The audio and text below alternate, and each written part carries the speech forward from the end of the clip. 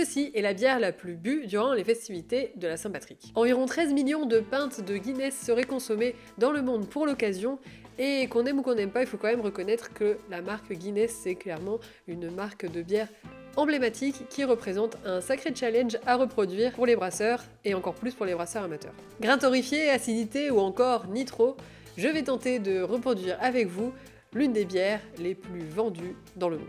Mais avant de nous lancer, petit voyage dans le passé. Tout commence le 31 décembre 1759 quand Arthur Guinness signe un bail de 9000 ans pour la location d'une brasserie désaffectée nommée St. James Gate Brewery, située à Dublin, en Irlande. Il commence à brasser des ales et il ne commence à s'orienter vers les porters et les stouts que 30 ans plus tard, vers 1778-1779. Au fil des décennies, les variantes de stout se développent. On a par exemple la Guinness Extra Stout, pensée pour être un peu plus forte et prononcée que l'Irish Stout, et la Guinness Foreign Extra Stout, sortie en 1801, pensée pour l'exportation. La Guinness Draught, la version qui nous intéresse ici, sera, elle, lancée en tant que marque en 1959. La version canette avec la petite bille à l'intérieur sera, elle, développée dans les années 80-90, et cette petite bille a été ajoutée pour tenter de simuler le service en pression de la bière et ainsi reproduire l'effet cascade du service à l'azote. Cette bière est aujourd'hui presque devenue un symbole de l'Irlande à elle toute seule. Alors comment faire pour s'en rapprocher le plus possible ? Les recettes de clones de Guinness sur internet, c'est vraiment pas ce qui manque. Mais au fil de mes recherches, j'ai fini par tomber sur l'excellente chaîne YouTube Get Her Brewed Brewing Beer, et plus particulièrement sur la visite qu'ils ont pu faire dans la célèbre brasserie, où ils ont interrogé Graham, un technicien du brassage en passe de devenir directeur de l'usine pilote de Guinness au moment où la vidéo a été tournée. Encore une fois, le but ici est de tenter de reproduire le plus fidèlement possible la Guinness Draught. Je vous laisse donc découvrir les extraits de la vidéo qui nous intéressent pour établir notre recette. The key things that everyone knows about Guinness is that lovely dark colour.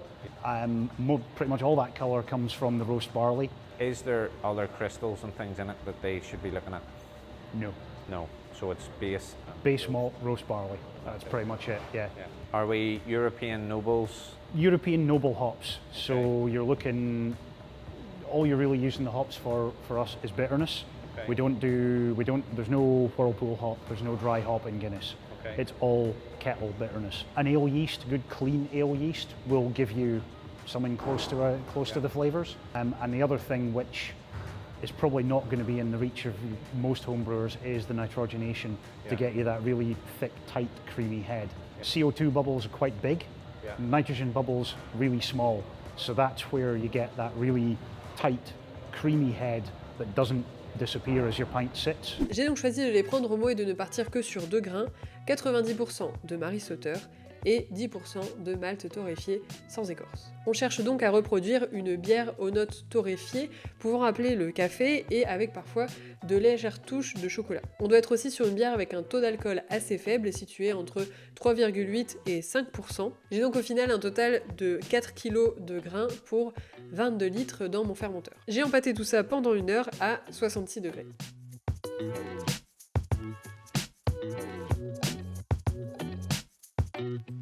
Niveau houblon, j'ai uniquement utilisé 60 g d'Isken Golding que j'ai rajouté en first wort, c'est-à-dire juste avant le début de l'ébullition. Pour la quantité de houblon, je me suis fié à la fiche Untap qui indique que la Guinness a 45 IBU. Une fois le houblon ajouté, j'ai porté à ébullition pendant 60 minutes.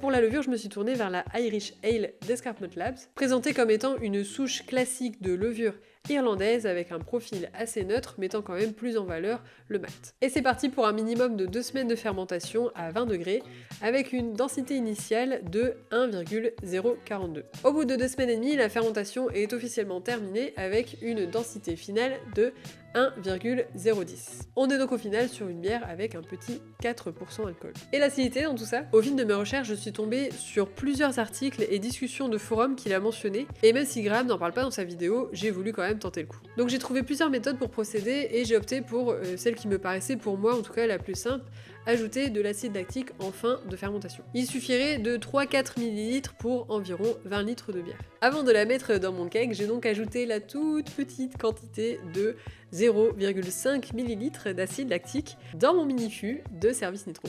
Comme je le disais tout à l'heure, la Guinness Draw est connue pour sa mousse très épaisse, très dense et crémeuse, et également pour sa cascade lorsqu'elle est servie. Et on doit une telle prouesse au nitro, de l'anglais nitrogène, qui en français est traduit par azote. Si j'ai ajouté uniquement 0,5 ml d'acide lactique dans ce fût, c'est que c'est vraiment un mini fût qui peut contenir uniquement jusqu'à 2,8 litres de bière. J'ai d'abord carbonaté de façon classique avec du CO2 à hauteur de 1,25 volume de CO2 et ensuite j'ai rajouté mes 2 petites capsules de nitro pour pouvoir faire le fameux service nitro. Jusqu'au moment du service, c'est vrai que j'étais quand même assez sceptique, mais comme vous pouvez le voir là sur la vidéo, là c'est vraiment ma bière, ça rend vraiment très bien, c'est quand même assez bluffant. Donc si vous voulez avoir plus de détails sur les accessoires utilisés, comment s'y prendre, etc., n'hésitez pas à me le dire en commentaire et je me ferai une joie de faire une vidéo sur le sujet. Ce qui nous amène au clou de cette vidéo qui est la comparaison entre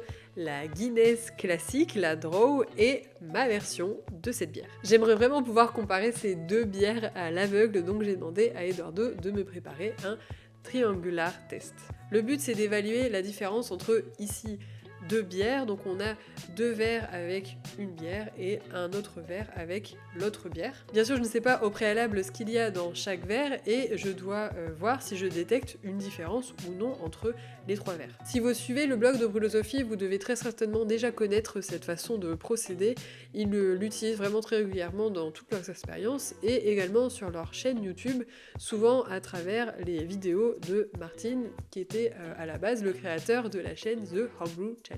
Pour se faire une idée de si la différence est vraiment notable ou non, c'est bien de faire plusieurs fois le test. Donc pour ça, je vais me calquer sur la méthode que utilise Martin dans ses vidéos, c'est-à-dire de faire 5 fois le même test. Bon, on n'aura certainement pas des résultats très scientifiques, mais en tout cas, moi, ça me permettra de me donner une idée de si j'ai atteint mon objectif ou pas. Donc c'est parti, on va maintenant passer à ce test triangulaire. On est sur toutes les 3 des notes plutôt torréfiées de café. On va voir sur les saveurs. On a bien les notes torréfiées. Il y a une mousse quand même qui est plus veloutée sur celle-là. Après, comme on a un service en pression et 2 en canette, bah c'est vraiment la mousse qui me fait me dire que celle-là c'est la nôtre. Ok. Oui. C'est celle-là? Oui. Merci. Ça c'est la nôtre. Oui. Merci. En fait, plus je la goûte et plus j'ai l'impression qu'on a un petit goût de vanille derrière, alors qu'il y a pas du tout de vanille dedans. Mais...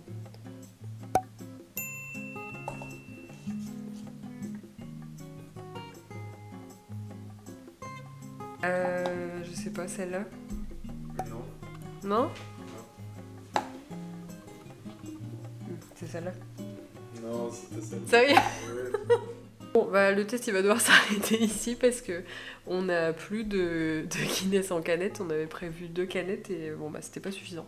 Bon, à travers ce test, je me rends compte que c'est très difficile de pouvoir comparer une bière qui est servie en canette contre une bière qui est servie en pression, surtout avec du nitro. Une fois que j'ai pris ça en compte et que j'ai fermé les yeux, j'ai pas su distinguer laquelle était la mienne. C'est quand même du coup un test complètement invalide, mais en tout cas moi j'ai l'impression qu'elle est quand même très très proche de la Guinness originale. Et la prochaine fois que je ferai des tests triangulaires, je prendrai bien tout ça en compte. Et pourquoi pas aussi dans des prochains tests, inviter d'autres personnes à tester les bières avec moi pour que ce soit aussi un peu plus représentatif.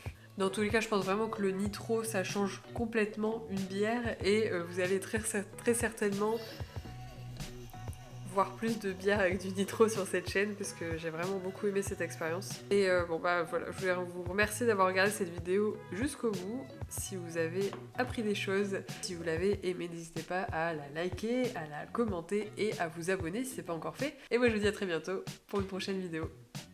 Santé!